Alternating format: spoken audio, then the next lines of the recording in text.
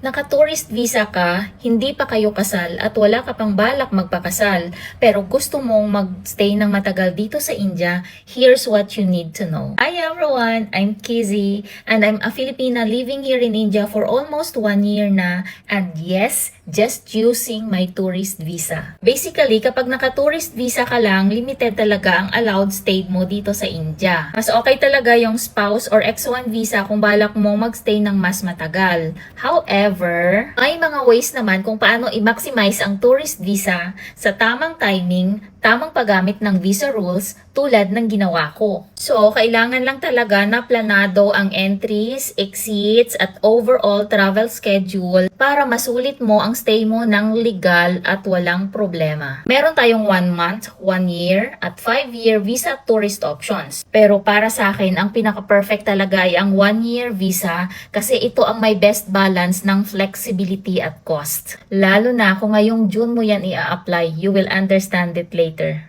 Let me explain the visa rules. So this is the example of 1-year tourist visa. So ang approval niya is June 8, 2026 at ang expiry niya ay June 7, 2027. The rules is maximum stay in India during 1 calendar year is 180 days, multiple entry, but each entry should not exceed 90 days. So una, ano ba ang 1 calendar year na yan? Ang 1 calendar year ay sa isang buong taon. So, ibig sabihin, from January to December of 2026, hindi ka dapat lumagpas ng 180 days. Same with 2027, from January to December of 2027, hindi ka pwedeng lumagpas sa 180 days. So, kung titingnan mo ang validity ng kanyang visa, that is from June 8, 2026 to June 7, 2027, ilang calendar year meron siya? So, meron siyang 2026 at saka 2027. So, dalawang calendar year. So, ibig sabihin, from June to December of 2026,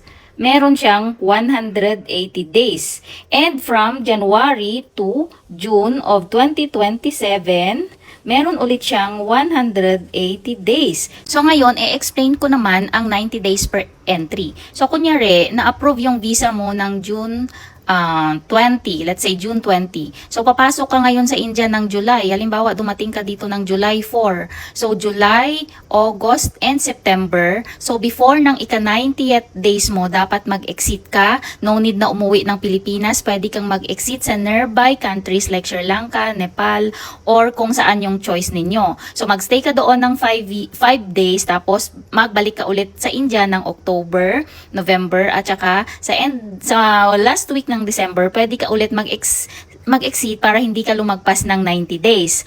So ayun, so wala kang na-break na rules. So pwede ka ulit bumalik kasi may 2027 ka pa na 180 days na allowed. Pwede ka ulit bumalik ng first week ng January, February, March, sa katapusan ng March mag-exit ka. So balik ka ulit ng first week ng April, May, at saka kung kailan ma-expire yung iyong visa sa June. Ngayon, expire na ang visa mo ng June, so it's up to you kung uuwi ka ng Pilipinas o kung saan ka dediretso, or mag-exit ka ulit sa neighboring country. So mag-apply ka ng visa ulit doon, hihintayin mo yung approval before ka bumalik ulit dito sa India. Disclaimer lang guys hindi ito madali at hindi rin ito guaranteed. Maaaring ma-question ka ng immigration officer at sa kanila pa rin ang final decision sa approval ng next visa application at entry mo dito sa India. Kaya importante ang tamang planning, preparation at pagiging consistent mo sa iyong mga answers. Nagawa ko, kaya imposibleng hindi nyo rin magawa through proper strategy and understanding the visa rules. And I can be your guide if ako ang magpa-process ng visa application mo. I can share all the practical tips and preparation, especially sa question and answer para mas mapadali ang inyong entry and exit. Don't forget to save this video for future reference and follow for more travel tips. This is Kizzy, your travel to India guide and friend. See ya!